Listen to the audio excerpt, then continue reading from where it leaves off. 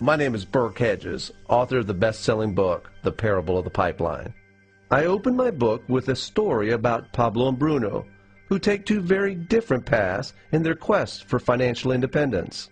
What you're about to see is the delightful animated story of their adventure. So, sit back, relax, and enjoy the life-changing lessons in the Parable of the Pipeline.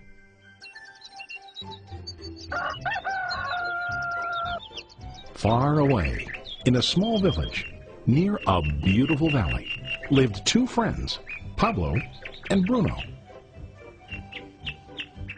They were both young and dreamed of a better life for themselves.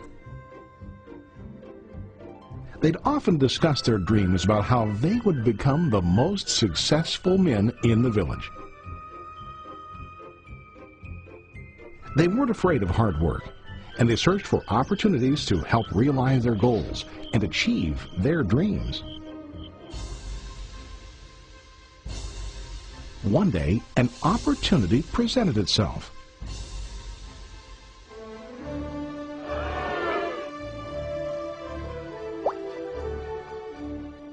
The mayor of the village decided to hire two people to bring water from a spring up on the mountain, across the valley, back down to the village. They were to be paid based on the amount of water delivered to the village. Bruno and Pablo enthusiastically got to work. Every day, from morning till evening, they carried buckets to and from the spring. They worked hard, carrying water to the village. In the evening, they'd return home with their day's wages.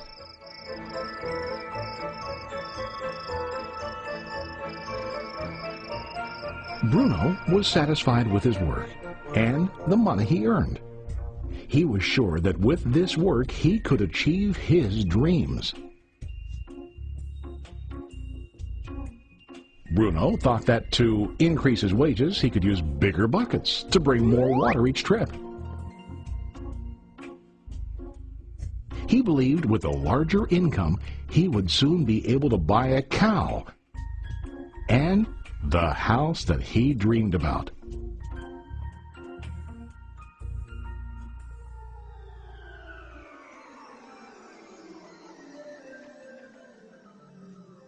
Now Pablo was not satisfied. At the end of the day, his back and hands ached, and he was exhausted. He was looking for an easier way to earn more. One day an idea occurred to Pablo. He imagined building a pipeline to deliver the water from the mountain spring to the village. With this pipeline, he could get more water to the village without carrying buckets back and forth from the spring to the village. Soon, he got very excited about his idea and began to plan. Pablo, of course, shared his idea with his friend Bruno and asked him to join with him to work on and help build the pipeline. Bruno thought the idea was crazy. All Bruno could think about was what his money could buy today and how to get it quicker. He felt that building a pipeline would slow him down and delay him in achieving his goals. Instead, Bruno got bigger buckets and went more often back and forth fetching water. He was sure that with this method, he could make more money. Pablo decided to build the pipeline on his own. He understood that it would not be easy to build, and it would take time to complete the pipeline. Pablo knew that it could take several years to finish, but he set his mind on his goal. Every day he worked and carried water like before. But on weekends and during his spare time, he worked hard to dig in the rocky soil and build his pipeline. In the first month, there was little to show for his work.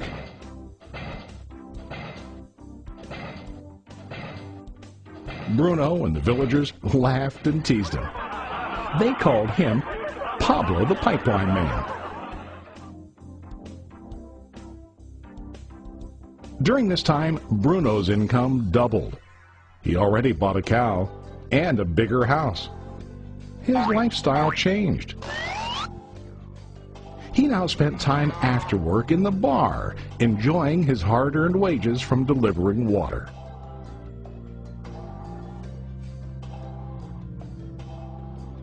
What Bruno didn't realize was that his body was starting to stoop from carrying the heavy buckets every day.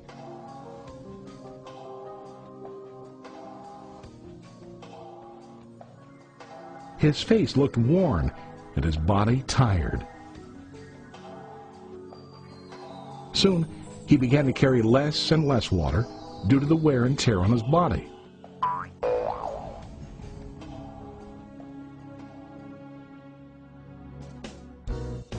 Month after month, Pablo worked. Soon a year passed, and then a second year. Finally, Pablo finished his pipeline. He now used his pipeline to deliver water to the village instead of carrying buckets.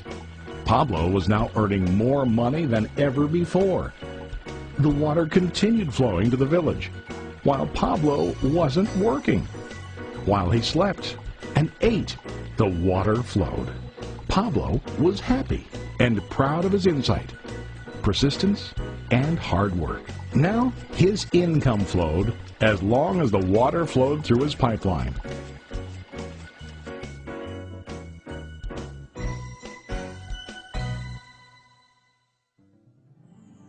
The story of Bruno and Pablo is a reflection of life.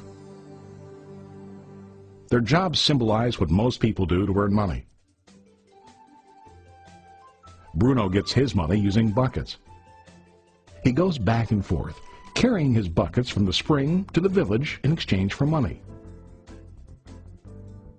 To increase his income, he either has to go more frequently to the spring or to use larger buckets. It's common in real life to increase our income by working harder. For example, working overtime or getting a second job. We also increase the size of our buckets by accepting a higher paying position, which often includes spending more time on the job. Most of us exchange time for money like Bruno. We know that every person has only 24 hours in the day and that it's not possible to use all our time to work. The most difficult time comes when we can no longer exchange time for money due to age, health, or other reasons. Then, our income stops. Now let's review what Pablo did. Very wisely, Pablo did not exchange all of his time for a limited income, but he used some of his time to build a pipeline. He knew that the pipeline would bring ongoing income as long as the water flowed. An ongoing income that multiplied the time he worked each day. Pablo knew that someday, maybe because of age or health, he would no longer be able to exchange his available time for money. Pablo knew that if he could make his idea of a pipeline work, then he only has to do the hard work of building the pipeline. After the pipeline was completed, Pablo was able to monitor and maintain the flow of water to ensure that his income will continue. Pablo has shown us that to earn an income, we don't always have to directly exchange time for money. There really are better ways. How about you? Are you still like Bruno, who directly exchanges time for money? Or do you want to be like Pablo, building and maintaining a pipeline for ongoing income? If you are interested in the idea of building your own pipeline, contact the person who lent you this presentation. You can start building your pipeline today.